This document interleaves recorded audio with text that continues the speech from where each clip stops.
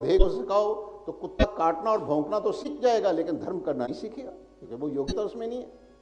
गधा दुलत्ती मारना सीख जाएगा, रेंगना भी सीख जाएगा, लेकिन धर्म करना नहीं सीखेगा, क्योंकि वो योग्यता। और इस समाज में ऐसे प्राणी भी हैं, हमें बहुत प्राणी ऐसे देखने को मिलते हैं जो दिन रात दूसरों को दुलत्तियां मारने में लगे रहते हैं, काटने में लगे रहते हैं, भौंकने में लगे रहते हैं।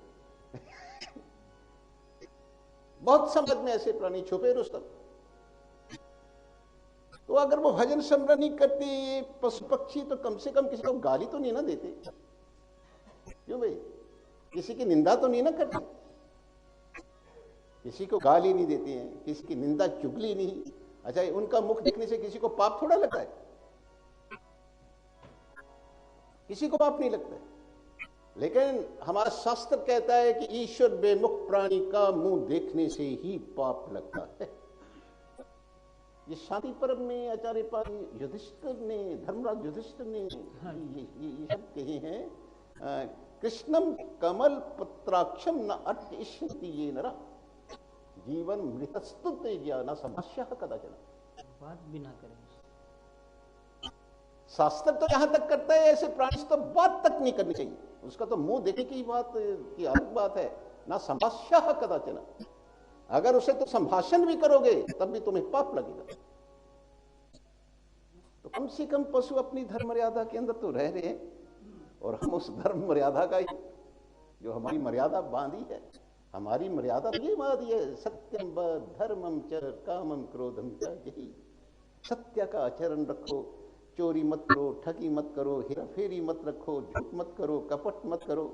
अच्छा, सत्यम व ये सत्य आचरण रखो, धर्मम च धर्म मर्यादा में रहते हुए जगत का व्यवहार करो। इसको हम बतला रहे थे कि अगर देखो इसको क्या पाठ पढ़ा रहे थे, हम कहते पत्नी नहीं मानती है तेरी तो कहना गेट आउट, नो कंप्रोमाइज। अगर बच्चे नहीं मानते हैं गेट आउट। ये देखो ये बैठा सामने, इसको अभी 4-5 दिन पहले हुए, तब हम इसको बतला रहे थे। कैसे हमने कहा कि इन कामों में किसी के साथ कोई कंप्रोमाइज नहीं करनी है। और मानस में तो गोस्वामी तुलसीदास जी कहते हैं, देखो जल ही भवन सदन सुख, सुहृद मात पिता सुत भाई, सम्मुख हुत जो राम पद कर ही न सहज सहाय।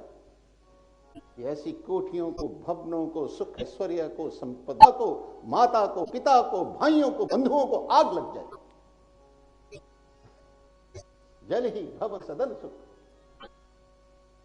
सुहृद मात पिता सुत भाई। तो मैं अपनी तरफ से तो कह ली, सम्मुख हो तो जो राम पद कर ही न सहज सहाय। जो हमें मनुष्य से गधे कुत्ते सूर बनाने वाले हैं, सींग लगाने वाले हैं, पूंछ लगाने वाले हैं, हमारी इमोशन करने वाले हैं, तो उनके लिए तो फिर क्या कहा जाए। तो इस बात में कंप्रोमाइज नहीं करनी। भागवत कथा को सुनने का ये मतलब ये है कि भगवदाकार वृत्ति हमारी जीवन के अंदर बने। हम जो भी काम करें, हमारे जीवन का जो मुख्य एम है, प्राइमरी एम है, वो है जीवन में परमार्थ और पुरुषार्थ परोपकार। क्योंकि जिंदगी में हम जो कुछ कमाते हैं वो हमारा कमाया हुआ नहीं है, याद रखना तुम्हें। ये कमाने की शक्ति कहां से आ रही है? इस गाड़ी को कौन चला रहा है? बोलने के लिए ठाकर ठाकर ठाकर, लेकिन ऐसा अनुभव हुआ है? अब ड्राइवर बस को चलाता है, गवर्नमेंट तनख्वाह किसको देती है? उसको देती है, ड्राइवर को देती है। तुमने कार रखी है घर के अंदर, उसको ड्राइवर चला रहा है, तो तुम किसको पेमेंट किसको करोगे? तुम हमें ये बताओ। इतना तो विवेक है ना। ये परिवार जनों का तो धर्म मर्यादा के अंदर लालन पालन होना है, और वो भी नीति, न्याय और धर्म की कमाई से होना चाहिए। सतयुग और कलयुग में इतना ही फर्क है और कुछ फर्क नहीं।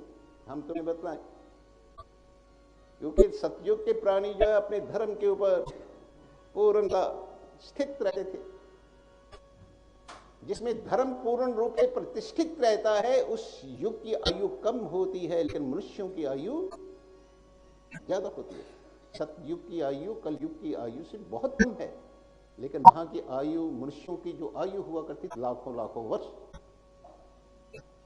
अब सतयुग में थोड़ा सा रजोगुण आ गया, लोगों की चित्तवृत्ति में थोड़ा सा गड़बड़ी हुई। सतयुग के बाद आया त्रेता युग। अब क्योंकि सत्य के साथ रज मिल जाने से क्या हुआ, आयु की एक बिंदी कट गई। त्रेता युग के प्राणी की उम्र रह गई 10,000 वर्ष।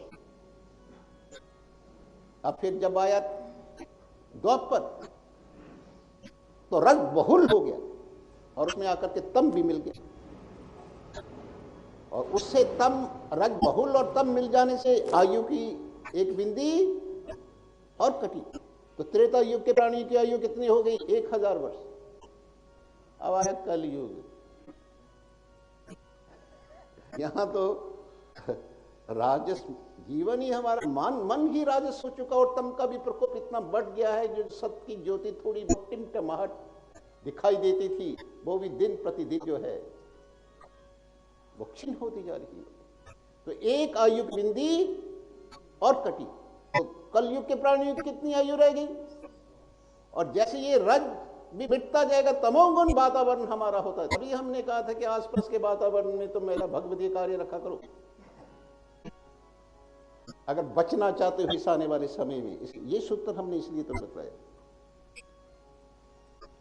नहीं तो हो जानी टेंटेफिस, वो समय बहुत जल्द जा रहा है। उस वातावरण को अगर आध्यात्मिक, सात्विक और चेतन रूप से परिपूर्ण रखोगे। आदन शहर में आज से 100 वर्ष पीछे आके गोली वर्षे थे।